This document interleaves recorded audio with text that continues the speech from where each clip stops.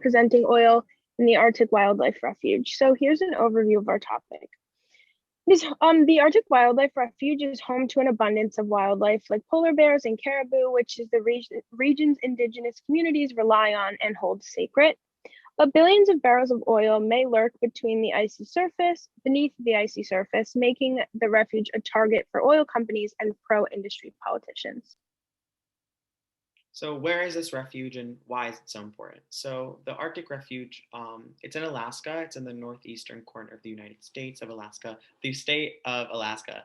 And it occupies about 30,500 square miles. And it has an extensive forest, and that is what the refuge makes up. And the refuge is super, super important. It helps to conserve, restore, and enhance the lives of fish, birds, plant, and marine animal life. And it also is home to many endangered animals. So it's really important that we keep it safe and protected.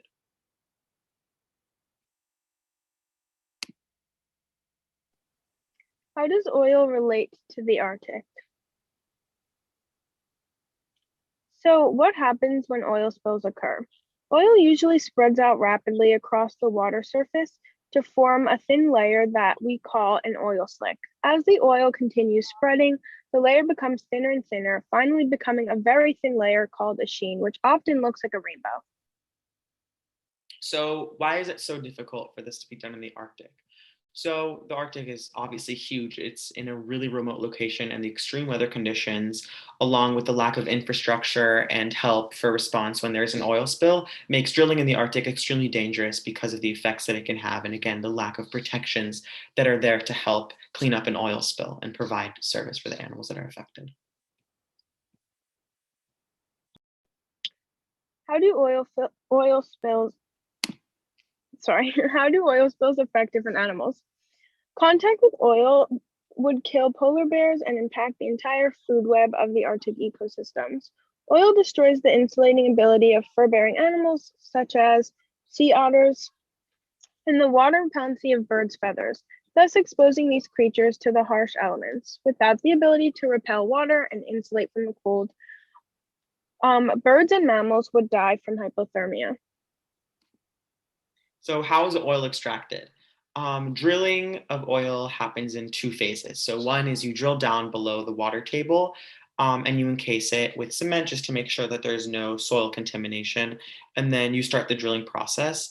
And you have to go pretty deep to make sure that the oil flows upwards so you can get the most amount of oil from the drilling site.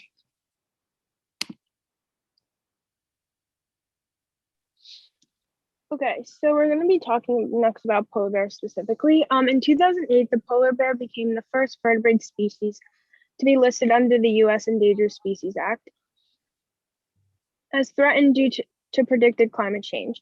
The chief threat to the polar bear is the loss of its sea ice habitat due to climate change. It's on the Arctic ice that polar bears make their living, which is why climate change is such a serious threat to their well-being. Polar bears are being impacted by climate change in several ways.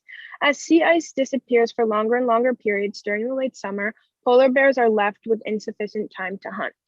The reason why we bring up climate change so much in this topic, even though it is oil that we're talking about, is that oil drilling alludes to a lot of climate change. It makes the area very hot just because of the drilling itself and all the machinery. So it would have a huge effect on climate increase. Another super important animal that's being affected heavily by this drilling of oil are fish. So when exposed to oil, adult fish have experienced awful side effects. So reduced growth, enlarged livers, changes in heart and respiration rates, fin erosion, and so many other awful things. And even when these lethal impacts are not observed, oil can make fish and shellfish unsafe for humans to eat. So, it doesn't only affect the animals that we don't see. We don't really see this effect in our daily lives, but we really do. This is fish that we eat. This is going into direct consumption of humans. So if we make sure that there's no oil spills in the Arctic, if we stop this drilling, then we can definitely make a better life for ourselves as well. More areas of potential damage. So there's a huge community of indigenous people that live in the Arctic. Changes to the refuge porcupine caribou herd could stress indigenous communities that rely on caribou as a primary food source. So with these animal species dying off from oil spills, we could see a lot of hunger from the indigenous communities. America's Serengeti, more than 270 species thrive here, including polar bears, caribou, and musk oxen. This is where the most exist because they are endangered, so they are being only protected here. Over 200,000 caribou. The porcupine caribou herd uses the refuge's coastal plains for its annual calving ground.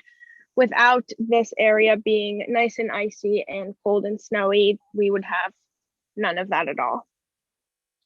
So this obviously poses a huge industrial threat. So oil development brings so many other things other than just oil spills. They would bring roads, airstrips, heavy machinery, noise, and all kinds of pollution, water pollution, air pollution, and noise pollution being the main ones.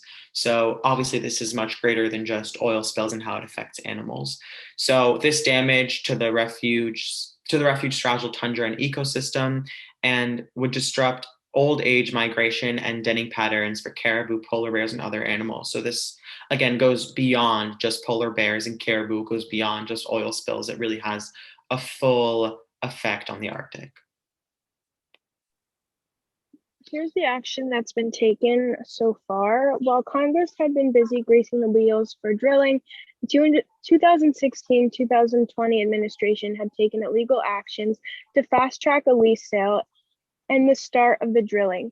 People and companies supporting the refuge challenged these wrongful attempts in court. So basically, the supporters of fixing this problem realized the illegal action and is trying to fight it in court, or was, and will continue with how that turned out. But next, applying corporate pressures.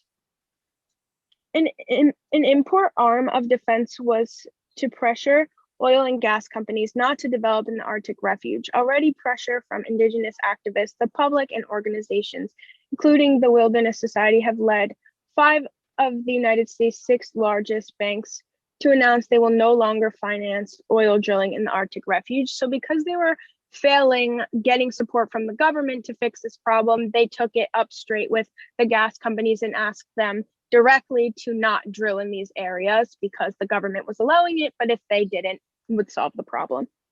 So, and the last thing, which is arguably the most important thing, is that we have to start advocating for permanent protection.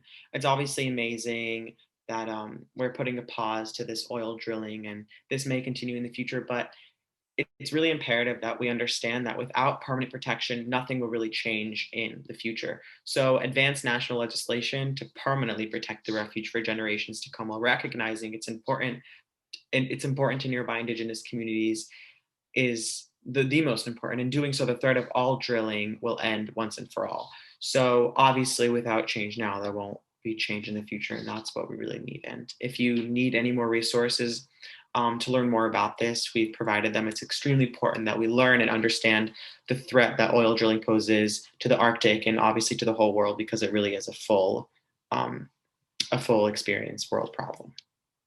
Thank you. Thanks, guys.